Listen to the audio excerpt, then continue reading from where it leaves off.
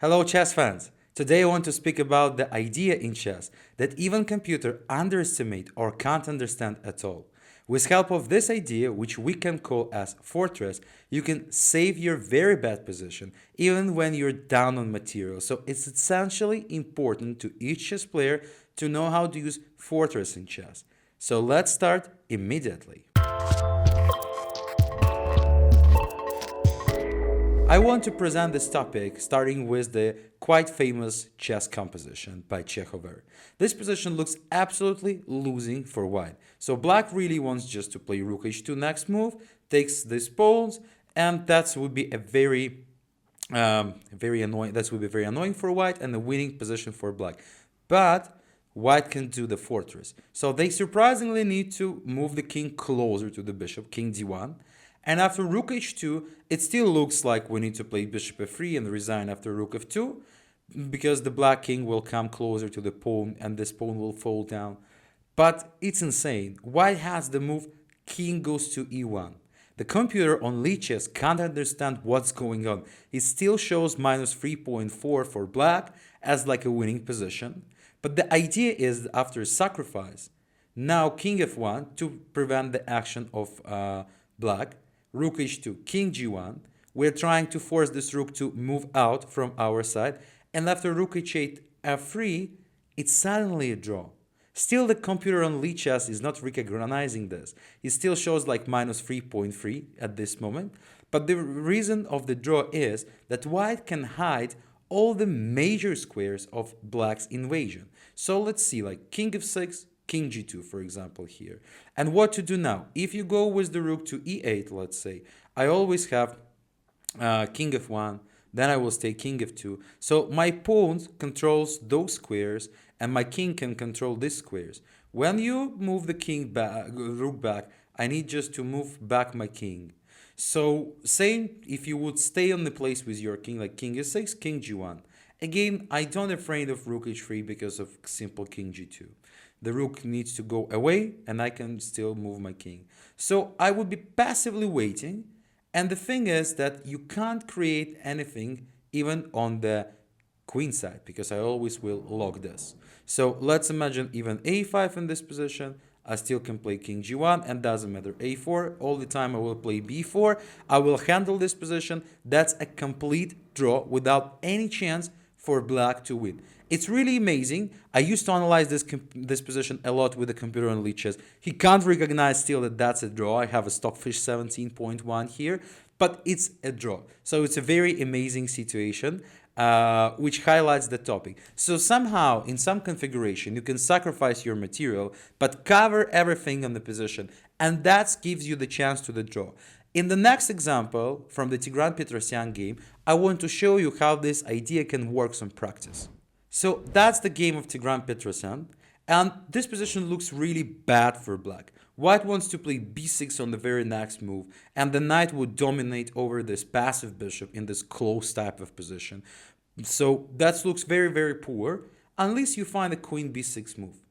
That's a very interesting approach. So basically, the idea is that after knight takes b6, c takes b6, it's quite impossible for white to have any progress in this position. I really want just to play h4 to lock up the position totally as black. So let's say white tries to play h4, g takes h4, and let's say queen goes to b1, trying to have this queen h1, queen h3, and have a freedom of operations to the queen.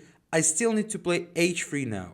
So if white's trying to play like this, I can play h2 for sure. It's nothing bad for me here. So I handle the position even in a better case. But after g takes h3, I have essential move h4. And again, while your queen will try to jump somewhere, I will just stay out with my king. And honestly, I don't see any way how white can improve here. It's a fortress again with the like different material ratio. Unless white has extra queen, we're still able to make the draw. That's the brilliancy of this. So returning back to the position where we started, so we played the queen to b6.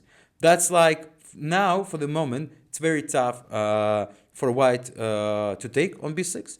We know that that's a draw. So if, let's say, queen d2, how it was in the game, like queen e7 he played, but I still like it still looks interesting as the idea, right? So that in some case, like in this game, then still black managed the draw like that. So there was a long game. But I want to pay your particular attention to this idea of queen b6 because it really suits our topic of fortress. So even on the practice, you can do this quite frequently. I want to show you one more example on fortress. You will be amazed, I believe. Here is the position. In this position, it still looks like we need to take on c8, and after knight takes c8, we basically can resign. It's a clear extra piece and nothing good for us as white. But again, we can use the fortress. Bishop takes d6. It's look a bit strange because after rook g8, we're down on rook, but now bishop goes to g3. That's a very important idea. We need to prevent g3 with black's king march to our opponents on the queen side. So that's why we need to block it. And let's say after rook d8, king c1, it's still no way for black to improve this position. So let's see, for example, rook d7. I will just move with my king. So my bishop on g3 handle everything. And the black's bishop can't make any progress. Black's king can't make any progress. So let's say rook d1, king a2. And we will just stay in the place like this. Yeah, so again, computer is not recognizing that that's a draw. All the way I'm showing you, he still looks like it's winning for black. Even if like this position, now he started to assess at least this as a draw, so black can't improve. But this position with extra rook is still assessed him as the winning one. So I mean, like, we just need to be careful, not let the rook of black somewhere deep inside, right, in this position. But even like this, let's say, even like this, it still looks like a draw, even here. So I don't see the way how black can improve this position. We can cover all our weaknesses. This pawn is covered by the bishop, this pawn is covered by the king. So let's say to the computer, prove me wrong, right? So that's why it's a draw. Nice ideas about these fortresses.